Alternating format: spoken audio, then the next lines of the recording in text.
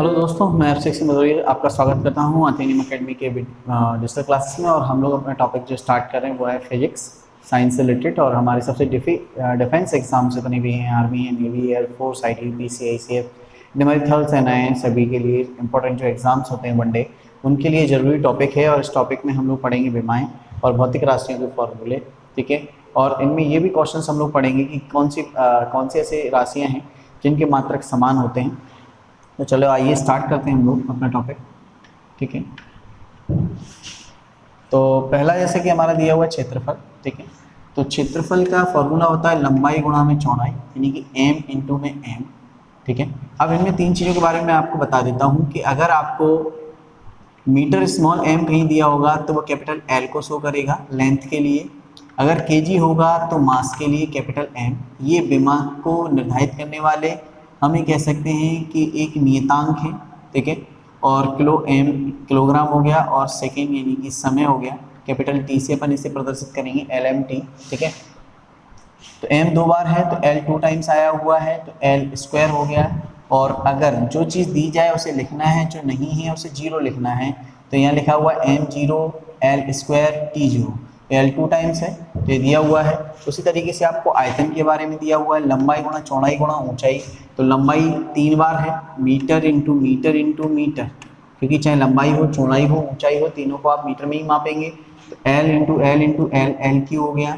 तो अगर हम बात करें यहाँ पे तो M L 3 टाइम्स है, T0 है, M0, जो जीरो है उसे जरूर जीरो में शो करना है आपको, ठीक है। फिर इसके बाद देखते हैं हम लोग, अगला दिया है आपेक्षिक घनत्व, ठीक है। आपेक्षिक घनत्व, ठीक, यानी कि रिलेटिव डेंसिटी जिसे हम बोलते हैं। अब यहाँ चाहिए हमें पदार्थ का घनत्व और 4 डिग्री सेल्सियस पर जल का घनत्व। तो पहले घनत्व के बारे में समझ लेते हैं, ठीक है, कि घनत्व क्या होता है, डेंसिटी क्या होती है। देखिए डेंसिटी जो मैंने दी हुई है कि डेंसिटी क्या है हमारी,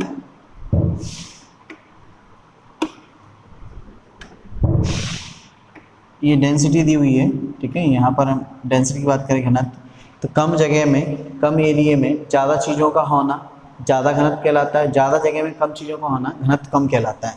तो डेंसिटी द्रव्यमान बटे में आयतन, ठीक है। द्रव्यमान यानी मास kg, और आयतन मतलब वॉल्यूम यानी m3। तो kg यानी कैपिटल M को प्रदर्शित करता है, स्मॉल m L को प्रदर्शित करता है, L 3 टाइम्स है तो हमने लिख दिया m अपॉन में L3। तो हमारा हो गया m L-3, ये लिखा हुआ, ठीक है। ये हो गया इसका मात्रा, क्लियर सभी को। चलो फिर तो ये हो गया घनत्व के बारे में। अब हम वहाँ बात कर रहे थे रिलेटिव घनत्व की, ठीक है। तो रिलेटिव घनत्व क्या है, पदार्थ का घनत्व। पदार्थ का घनत्व क्या होगा, m अपॉन में L3, और 4 डिग्री सेल्सियस में पानी घनत्व क्या होगा, m अपॉन में L3। तो लिखा हुआ है, इससे ये कैंसिल हो गया, तो क्या बचा, एक बचा, एक तो एक हो गया। तो हमने यहाँ लिख दिया कि भाई ये क्या है, एक आपकी विमाहीन राशि है। मोस्ट इंपॉर्टेंट क्वेश्चन, 1 नंबर का क्वेश्चन बनता है यहाँ से, ठीक है। फिर इसके बाद हम चलते हैं चाल पे। चाल बराबर क्या होता है हमारा, चाल बराबर होता है दूरी बटे में समय, ठीक है।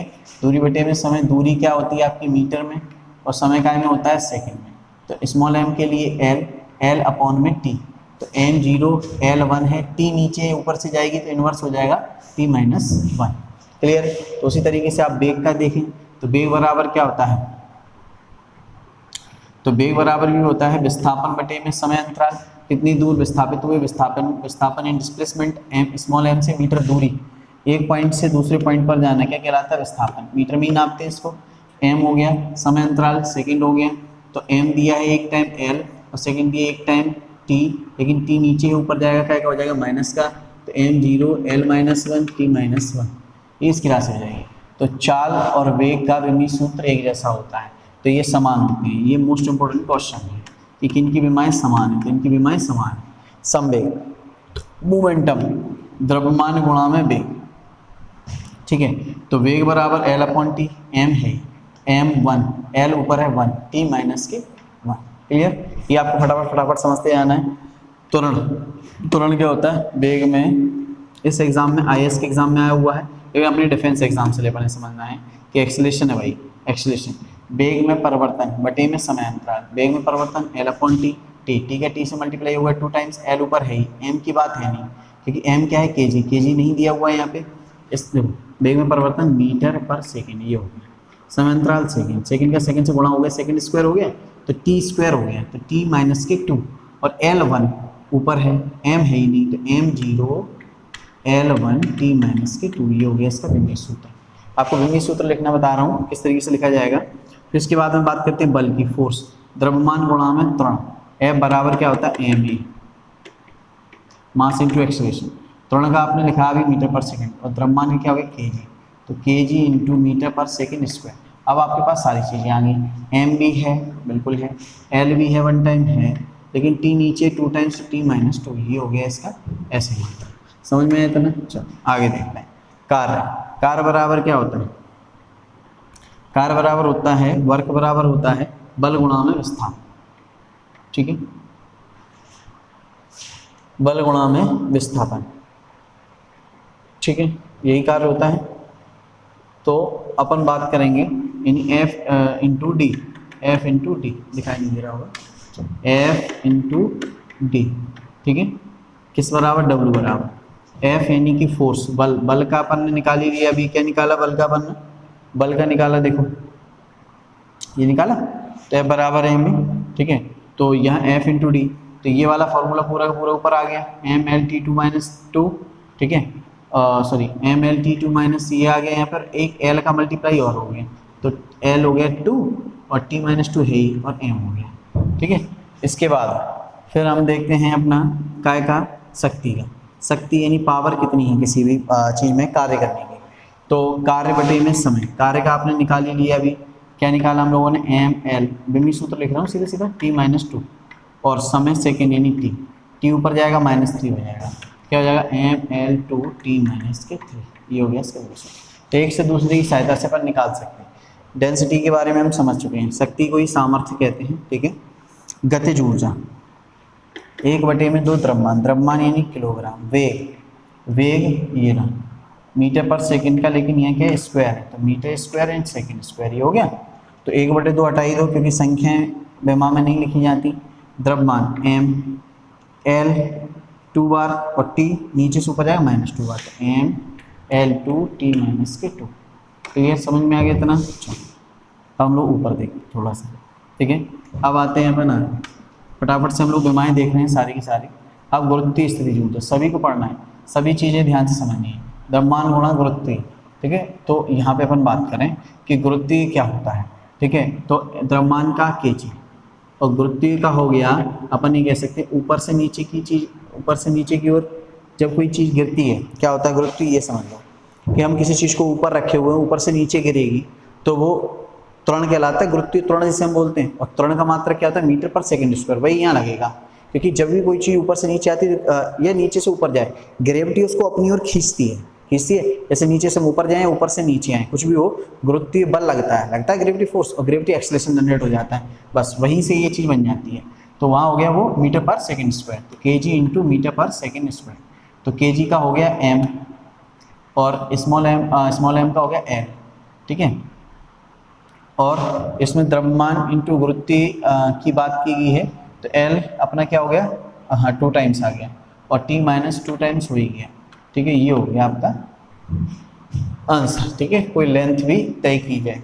अब पोटेंशियल एनर्जी की बात करें, ठीक है, स्थितिज ऊर्जा होगी आपकी, हाँ, गुरुत्वीय त्वरण इंटू दूरी, ये पूरा फॉर्मूला था यहाँ से यहाँ तक का, द्रव्यमान इंटू गुरुत्वीय त्वरण इंटू डिस्टेंस, तो डिस्टेंस के लिए क्या लगा दिया, और गुरुत्वीय त्वरण है ही आपका, क्योंकि स्थितिज ऊर्जा की बात कर रहे हैं, नीचे से ऊपर कोई हाइट है ना, हाइट के लिए लेंथ। देखो मैं बताता हूँ फिर से एक बार, स्थितिज ऊर्जा का मतलब क्या होता है कि आप किसी भी जमीन से ऊंचाई पर स्थित है, तो h के लिए दूरी यानी कि यहाँ एक लेंथ लगी, ये रही, ठीक है। अब नीचे से एक फोर्स लग रहा है, वो काम कर रहा है गुरुत्वीय त्वरण का, वो ये लिखा हुआ है, और द्रव्यमान इस वस्तु का वेट। तो ये 3 चीज़ें हैं, किलोग्राम इंटू मीटर पर सेकेंड स्क्वायर इंटू मीटर। तो m l 2 टाइम्स हो गया, m स्मॉल 2 टाइम्स आ गया, सेकेंड t माइनस 2। अब बात करते हैं हम दाब की, प्रेशर की। तो बल बटे क्षेत्रफल, फोर्स का लिखा ही है mLT2 माइनस 2, क्षेत्रफल का भी लिखा है, लेकिन दो तो क्या आ जाएगा ml माइनस t माइनस 2। आप प्रैक्टिस करोगे तो आप लोगों को जल्दी जल्दी समझ में आ जाएगी। हम इम्पल्स, आवेग क्या होता है, इम्पल्स की अगर हम बात करें तो बल गुणा में समय, बल का ये रहा, समय का t है, तो mLT माइनस 1। एक बार ऊपर से छोटी चीज़ याद कर लो, सब लोग सब चलते चले जाते हैं। मोस्ट इंपॉर्टेंट बल आघूर्ण सबसे ज़्यादा पूछा जाता है, बल गुणा दूरी। बल का MLT-2 और दूरी के लिए L, क्योंकि भाई ये M है इसके लिए और इसके लिए बल का है MLT-2, स्मॉल m का भी क्या हो गया m, L2 टाइम्स ML2T-2।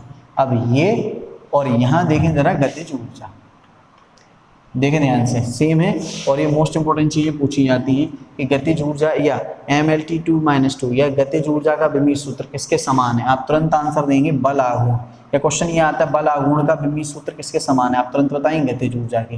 ठीक है, बल आघूर्ण होता क्या है, टॉर्क क्या होता है कि किसी भी वस्तु में लगाया गया बल कि वह उसे गति करने पर मजबूर कर दे, और कोई चीज़ गति करेगी मोशन में आएगी तो क्या बताएगी, आपकी काइनेटिक एनर्जी बनाएगी, सीधी चीज़। तो दोनों एक ही चीज़ें हुई कि किसी चीज़ में बल लगाया गया वो गति में आ जाए, तो गतिज ऊर्जा बल लगाए उसे बल आघूर्ण टॉर्क कह देते हैं। ठीक है, लिखा हुआ है। प्रतिबल स्ट्रेस, बल बटे क्षेत्रफल, ये भी पूछा जाता है। ML-1T-2, ML ध्यान से देखना, ML-1T-2, तो ML-1T-2 किसका है, गुरुत्वीय स्थितिज ऊर्जा का, यहाँ बात है प्रतिबल का, सेम है। तो ये चीज या अपन देख लेते हैं, देखिए इसके समान प्रतिबल के बराबर हमारा किसका है, गुरुत्वीय स्थितिज ऊर्जा के समान। क्लियर सभी को इतना। चलो नेक्स्ट फाइल देखते हैं अपन, अगला पॉइंट देखते हैं अपना।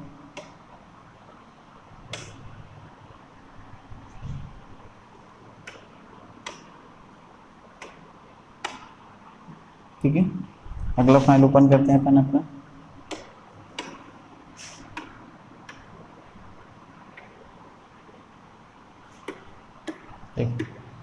अब हम बात करते हैं अगले, फिर से देख विकृति स्ट्रेंथ, इसके बारे में भी कई बार पूछा जाता है, ध्यान रखना। स्ट्रेंथ विकृति, तो लंबाई में वृद्धि L, प्रारंभिक लंबाई L0, तो इसी को है विमाहीन राशि। सबसे ज़्यादा क्वेश्चन यही आता है। ठीक है, तो जनरल इस तरीके से आप प्रत्यास्थता गुणांक, ठीक है, ML-T-2। अब इससे पहले आपको मैंने बताया प्रतिबल, ठीक है, तो प्रतिबल और ये प्रत्यास्थता गुणांक क्या होता है, ये देखिए समान होता है विकृति। ठीक है, आगे देख प्रतिबल भी लगा, प्रत्यास्थता गुणांक यानी बल लगाने पर उसकी आकृति में कोई परिवर्तन हो गया तो प्रत्यास्थता इलास्टिसिटी अपन कह सकते हैं कहलाता है। ठीक है, सरफेस टेंशन बल बटे लंबाई, तो बल का ML-T-2, लंबाई L, MT-2, ये हो गया L0 हो गया, लिख सकते हो वाली M1L0T-2। गुरुत्वाकर्षण नियतांक मोस्ट इंपॉर्टेंट, सबसे ज़्यादा पूछा जाता है, याद कर लेना, कुछ भी कर लेना, इसको याद जरूर कर लेना। ठीक है, ये रहा इसका मात्रक मैं लिख देता हूँ, अगर समझ में नहीं आ रहा है तो। बल गुणा दूरी, तो ML-T-2 ये बल का, याद रख लो, बल बहुत जगह आता है, ML-T-2 ये बल है, और दूरी का कितना है, दूरी 2 टाइम्स दूरी स्क्वायर। ठीक है, L2 द्रव्यमान का kg नीचे यानी कि m, kg को कैपिटल M से, द्रव्यमान इंटू द्रव्यमान m इंटू m। ठीक है, तो अब m से एक m कैंसिल हो गया, नीचे वाला ऊपर जाएगा तो m-1। ठीक है, L 2 और 1 कितने हो गए 3 और T-2, ये हो गया आपका काय का।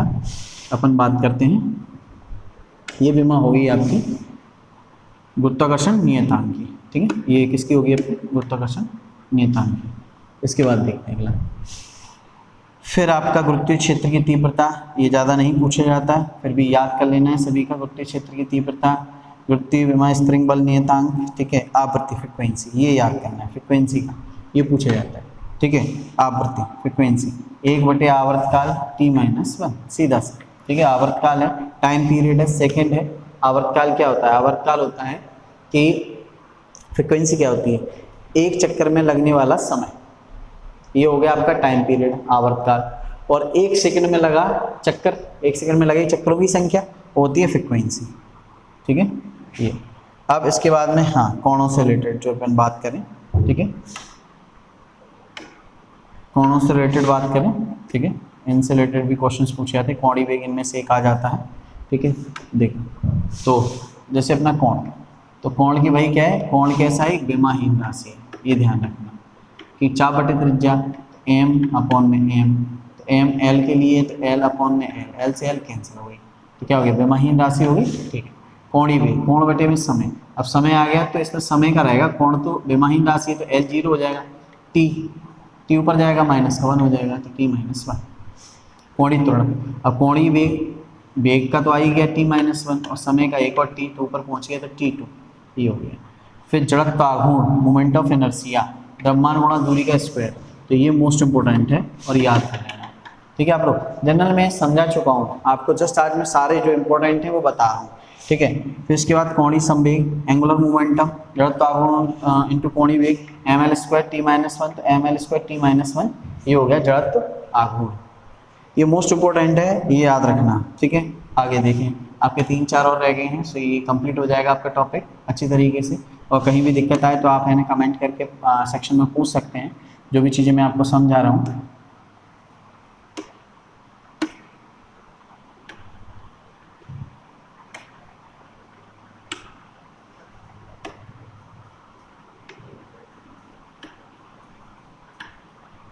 देखिए विशिष्ट ऊष्मा, स्पेसिफिक हीट, ठीक है, यहाँ ये जरूरी है और मोस्ट इम्पोर्टेंट भी है, ठीक है।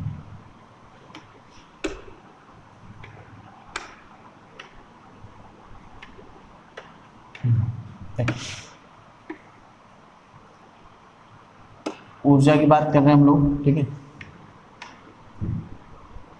ऊर्जा की बात कर रहे हैं, तो विशिष्ट ऊष्मा, ऊष्मीय ऊर्जा।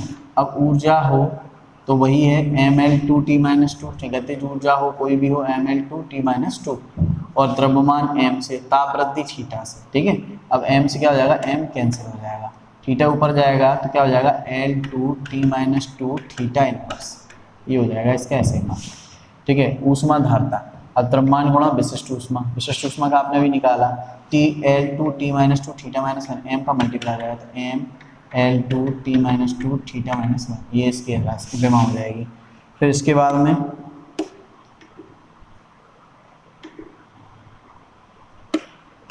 देखिए अगला फिर आता है गुप्त ऊष्मा, ये भी मोस्ट इंपॉर्टेंट है, लेटेंट हीट, ऊष्मीय ऊर्जा बटे द्रव्यमान, तो ऊर्जा का तो वही है ml2t माइनस 2 और द्रव्यमान का m से m कैंसिल, क्या बचा L2t माइनस 2। अब आपने सबसे पहले देखा होगा जब हमने विशिष्ट ऊष्मा का निकाला उसका भी यही आया, गुप्त ऊष्मा का निकाला उसका भी यही आया, तो इन दोनों की विमाएं क्या होती है, समान होती है। रेखीय प्रसार गुणांक मोस्ट इंपॉर्टेंट और लास्ट सबसे ज़्यादा पूछा, लंबाई में वृद्धि L अपॉन, ठीक है, ताप में वृद्धि थीटा, L से L कैंसिल, थीटा ऊपर ले जाएंगे, थीटा इनवर्स, आंसर सबसे ज़्यादा पूछे जाने वाला। आई होप इतना समझ में आया होगा। तो मैंने बताया कि ये हमारे सारे मात्रक थे मोस्ट इंपॉर्टेंट, सभी एग्जाम के लिए मोस्ट इंपॉर्टेंट हैं। आप एक बार इनको बना के देखें, इससे पहले वाले लेक्चर को इस लेक्चर को कनेक्ट करके अगर आप देखेंगे तो आपको सीखने में आसानी होगी और आप सीख पाएंगे, ठीक है।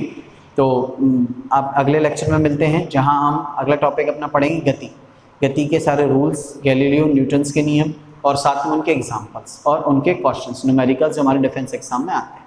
तो मिलते हैं हम लोग नेक्स्ट क्लास में।